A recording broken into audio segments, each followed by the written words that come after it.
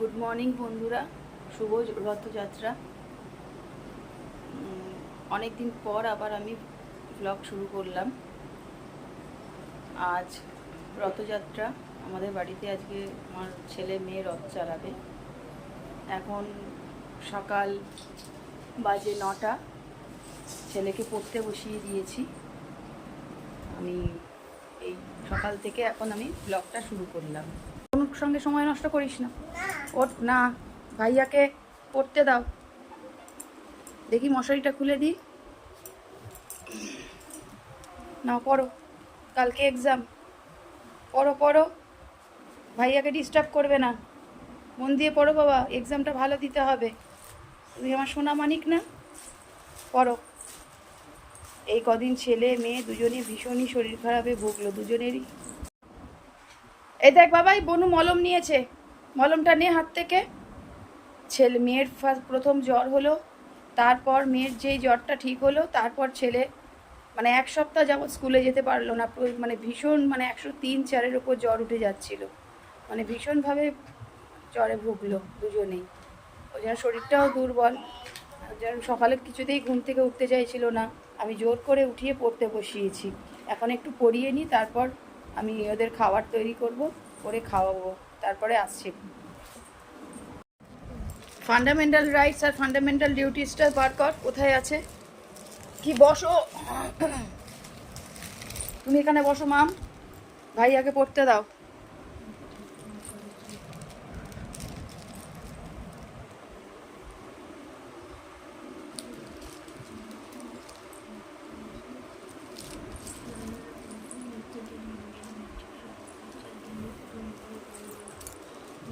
একটা করে পড়া হবে, আমাকে পড়া দিবি।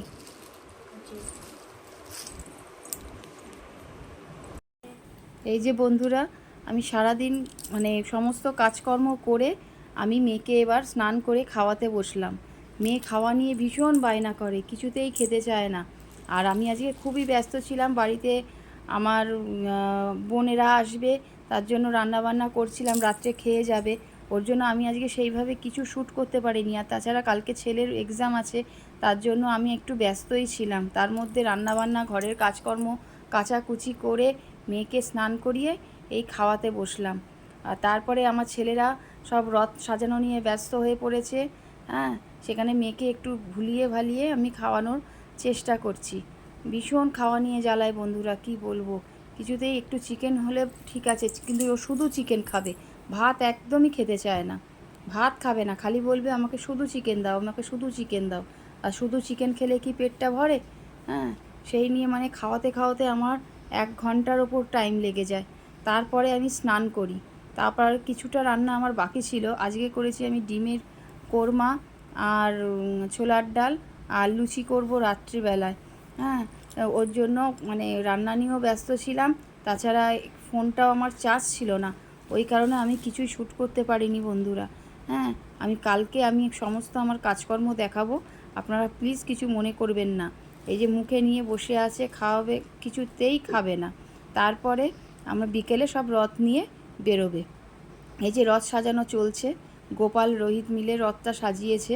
ওরা ভীষণই ভালো, আমার ছেলের বন্ধু, ভীষণই আমার ছেলেকে সাপোর্ট করে, মানে ভীষণই ভালো ওরা। মানে অসময়ে সব সময়ের জন্য ওরা থাকে।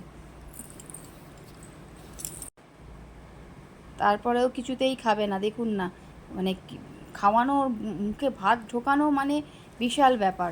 মানে কোনো কিছুকে আমার মেয়ে ভয় পায় না, যে মানুষ বাচ্চাকে ভয় দেখিয়ে খাওয়ানো যায়, কিন্তু ওকে কোনো কিছুকে ও পরোয়া করে, কোনো কিছু ভয় পায় না, না কোনো পোকা, না ভূত, কোনো কিছু না। এবার বিকেল হয়েছে, ওরা রথ নিয়ে বেরিয়েছে। গোপাল রোহিত তিন্নি, তিন্নি আমার মেয়েকে ভীষণ ভালোবাসে, গোপাল রোহিতও ভীষণ ভালোবাসে। হ্যাঁ, ওরা বোন অন্তপ্রাণ। ওরাই সমস্ত কিছু অ্যারেঞ্জ করে রথ টথ সাজিয়ে আমার ছেলেকে মেয়েকে নিয়ে ওরা বেরিয়েছে। মানে আমার ছেলে হলো ওদের কাছে ভাই, আর বোন হলো মানে ওদের নিজের বোন। মানে বোনকে যেমন শাসনও করবে, বোনকে দেখেও রাখবে, সমস্ত কিছু। তাই আমি, আমার হাজব্যান্ডের অফিস স্টাফ এসছে, তাই আমি বেরোতে পারিনি। ওদেরকে মানে একটু খাওয়া দাওয়ার অ্যারেঞ্জ করছিলাম ওদেরকে দেওয়ার জন্য। হ্যাঁ, হঠাৎই না বলে চলে এসছে। হ্যাঁ, তার জন্য ওরাই নিয়ে রথটা নিয়ে বেরিয়েছে। দেখুন কত সুন্দর বাচ্চাগুলো সাজিয়েছে রথটা। হ্যাঁ, যাই সাজাক সেটাই বাচ্চাদের সাজানো, সেটাই ভালো আমাদের কাছে, তাই না বলুন? কি বলবো, রথ নিয়ে আমার মেয়ে এই প্রথম রথ চালাচ্ছে। আর 2 বছর মানে করোনার জন্য আমার ছেলে চালাতে পারেনি। তারপর আগের বছর মেয়ে ছোট ছিল, ওই জন্য রথও হয়নি। ছেলের এক্সাম তখনও চলছিল, ওই জন্য রথও আর আননি। এবছর আবার আমার ছেলে, ও নিজেকে এখনও ছোটো ভাবে, ও বেশি বায়না করছে রথ রথ করে, ওর জন্য। আর তাছাড়া মেয়েরও প্রথম রথ, ওর জন্য ওর বাবা গিয়ে সকালে গিয়েই রথটা কিনে আনলো। হ্যাঁ, এবার আমাদের পাড়ার মধ্যেই ওরা চালাচ্ছে। হ্যাঁ, মানে আমাদের গলি মেন রাস্তায় ওরা ওঠেনি, কারণ মেন রাস্তায় তো গাড়ি ঘোড়া আছে। হ্যাঁ, বাচ্চাদের ভয়, আমি বলেই দিয়েছিলাম গোপাল রোহিত টিমনিকে যে ভাই বোনকে দেখে রাখবি আর মেন রাস্তায় উঠবি না। ওরা সেইভাবে, আর ভীষণ বাধ্য ছেলে মেয়েগুলো, মানে ভীষণই কথা শোনে, যেইভাবে আন্টি বলবে সেইভাবে চলবে। তারপরে তো মানে অসময়, কিন্তু ছেলে যখন পড়ে ওরা ঠিক মানে পড়ার সময় ওরা ডিস্টার্ব করে না, ওরা চলে যায়। ওই যে আমার কাকা আবার চলে এসছে, কাকা নিয়ে আবার আমার ছেলেকে আবার হাত ধরে ঘুরতে মানে আমার মেয়ের হাত ধরে নিতে চাইছে, কিছুতেই দড়ি আমার কাকাকে দেবে না, দড়ি ও ধরে টানে। ওর থেকে তো রথটাই অনেক বড় হয়ে গেল, উল্টে গেল দেখুন রথটা, আবার ওরা তুললো রথটাকে। হ্যাঁ, আবার রথ নিয়ে যাচ্ছে, সঙ্গে আমার কাকাও আছে। হ্যাঁ, তা কিছুতেই আমার কাকার হাত ধরবে না, কাকা জোর করেই হাতটা ধরলো, ও রথ একাই চালাবে, এরকম আর কি ব্যাপার। বাড়িতে এসে ওরা বলছে আমার মানে কত হাসবো। হ্যাঁ, তারপরে এই এই গলি ঘুরছে, ওই গলি মানে আমাদের বাড়ির সামনে গলিটাতে মধ্যেই ওরা আর কি ঘুরছে। কিন্তু আমাদের পাশে রথের প্রতিযোগিতা হয় জানেন, মানে যে যত ভালো রথ সাজাবে, এমনকি বাচ্চাদের সান্ত্বনা পুরস্কারও দেয়। কিন্তু আমি রথ নিয়ে যেতে পারলাম না। এই যে গাড়িটা দাঁড়িয়ে আছে, আমার হাজব্যান্ডের অফিস স্টাফ এই গাড়ি করেই এসছে, এটা আমাদের গ্যারেজের সামনে গাড়িটা রেখেছে ওরা। হ্যাঁ, তা আমার মানে পাশেই আমাদের রথ প্রতিযোগিতা হয়েছিল, মানে পাশের পাড়ায় আর কি, মানে একটুই যেতে হবে, কিন্তু আমি পাঠাতে পারলাম না যেহেতু বাড়িতে লোক আছে। হ্যাঁ, মানে ফার্স্ট সেকেন্ড থার্ড না হলেও বাচ্চাদেরকে ওরা সান্ত্বনা পুরস্কার দেয়, কাউকেই খালি হাতে ফেরায় না। ইচ্ছা ছিল নিয়ে যাওয়ার, কিন্তু আর সময়ের অভাবে আর নিয়ে যেতে পারলাম না। তাছাড়া ছেলেটারও এক্সাম। হ্যাঁ, ওরা রথ চালিয়ে আমি বলেছি বাবু এসে কিন্তু আবার বই নিয়ে পড়তে হবে। হ্যাঁ, তারপরে ছেলে বলেছে ঠিক আছে, কিন্তু যেহেতু বাড়িতে লোক এসেছে আমি তো ওকে পড়াতে বসাতে পারলাম না। ওরা বাড়ি যাওয়ার পর তারপরে আবার ছেলেকে নিয়ে আমি পড়াতে বসিয়েছি। এই যে বাড়ির কাছাকাছি ওরা রথ নিয়ে চলে এসছে, দেখুন কীরকমভাবে যাচ্ছে আমার মেয়েটা। হ্যাঁ, আমার ছেলেও ধরেছে আর গোপাল রোহিত পেছনে সাপোর্ট করছে। আর তিন্নি হলো ভিডিও করছে, তিন্নি খুব ভালো ভিডিও মানে শ্যুট করে, তো এডিটিং তো খুব ভালো করে। ও আমাকে আরও বেশি বলছে, অনেক দিন আমি ভিডিও দিইনি, যে আমাকে বলছে মাম্পি দিদি তুমি ভিডিও করো, আমি তোমাকে এডিট করে দেবো, কিন্তু আমি কেন, আমার সময়ের ভীষণই অভাব।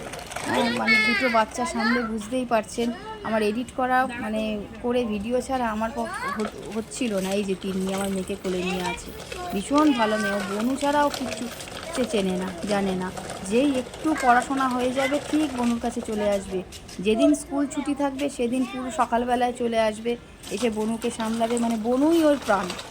হ্যাঁ, আর আমরাও ওকে মানে ভীষণই ভালোবাসি। ওকে কেন, আমরা গোপাল রোহিত দুজনকেই, ওরা আমাদের কাছে অন্যরকম, মানে ওরা মানে পাশে থাকতে পারে কিন্তু আমাদের বাড়িরই সদস্য, আমরা ওদেরকে ভাবি।